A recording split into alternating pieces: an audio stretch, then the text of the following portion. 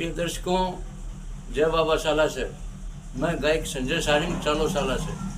मैं अपनी मातृभूमि सरदार शहर में आया हूँ और आज आपको सरदार शहर के सपूत श्री नेमचंद जी चांडक उनसे आपका परिचय करवाना चाहता हूँ कि जिनको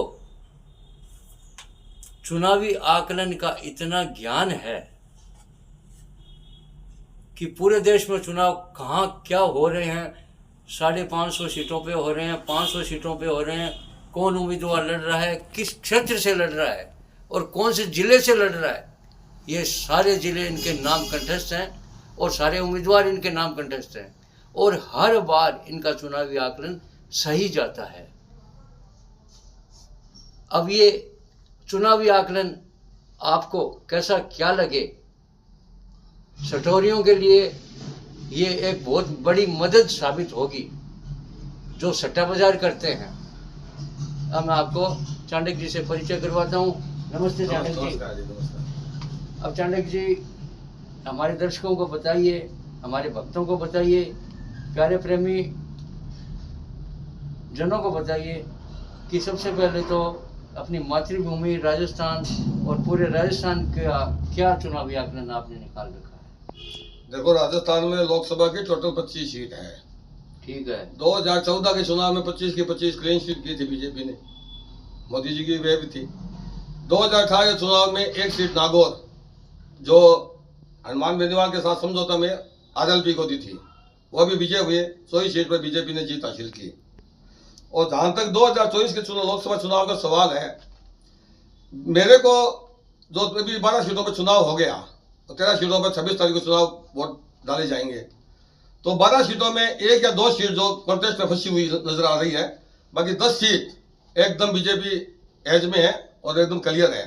और जो 13 सीट पर जो चुनाव होने जा रहे हैं उनमें 1 सीट पर बीजेपी टक्कर में फंसी हुई है, बाकी 12 सीट बिल्कुल क्लियर है एकदम। तो सभी 12 सीटों पर बीजेपी अच्छी तरह से एज बनाई हुई है। तो कुल मिला के चाणक्य जी इसमें राजस्थान में आप कितने सीटें बीजेपी को? 21 या 22 सीट। 21 या? हाँ, बीजेपी चुनाव जीत रही है 21 या 22 सीट पर। और यहाँ पे को कांग्रेस का खाता खुलेगा या नहीं? हाँ, खुलेगा। खुलेगा। हाँ, चांस है। कड़ी टक्कर में फंसी हुई है, फिर भी अपने मान के चलते हैं।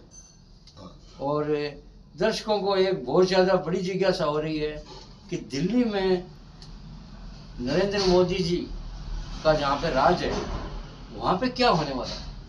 दिल्ली में कुछ नहीं होने वाला। वहाँ तो एक तरफा चुनाव है, कोई चुनाव नाम की कोई चीज ही नहीं है।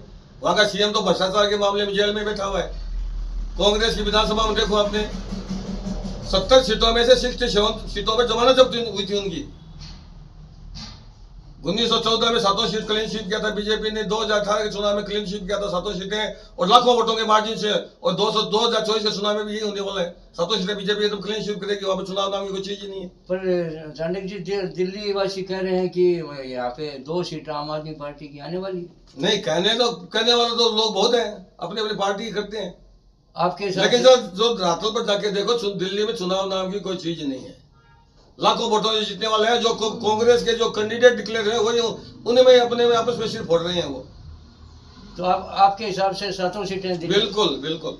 और चाणक्य साहब, यूपी की एक बड़ी जिज्ञासा लोगों के दिमाग में है कि जहाँ योगी जी का राज है। नहीं, यूपी का तो जिज्ञासा होने का तो प्रश्न है, बिल्कुल सही है आपका। क्यों, एक तो वहां पर अभी भारतवर्ष में चुनाव में 2 ही आदमी मेन हाईलाइट है, मोदी और योगी जी।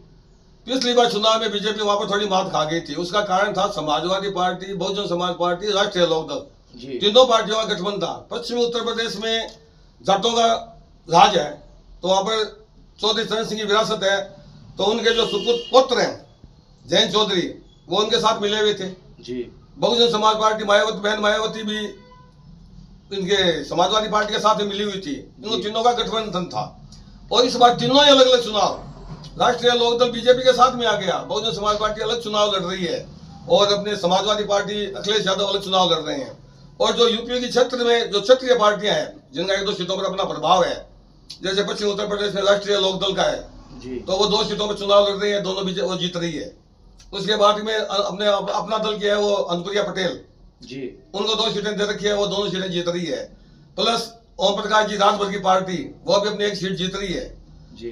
पिछली बार समझौता होने के कारण मैं आपको बताऊं, बीजेपी 62 या 63 सीट पर जीत हासिल कर पाई थी।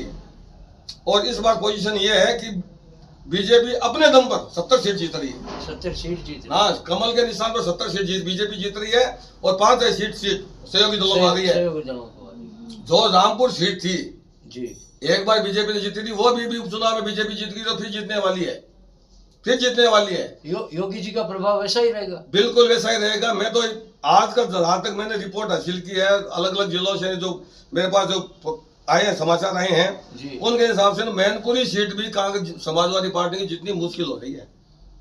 तो प्रिय दर्शकों, कल आपको भारत देश के सभी राज्यों का सारा विस्तृत आकलन आपको ज़रूर हम आपकी सेवा में बताएंगे।